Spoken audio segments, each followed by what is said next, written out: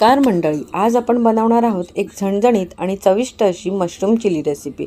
जर तुम्हाला काही चमचमीत आणि चविष्ट खायची भूक लागली असेल तर ही रेसिपी नक्की ट्राय करा। या रेसिपीसाठी मी 2 पॅकेट मशरूम घेतले, ते स्वच्छ धुवून त्याचे 4 तुकडे करून घेतले।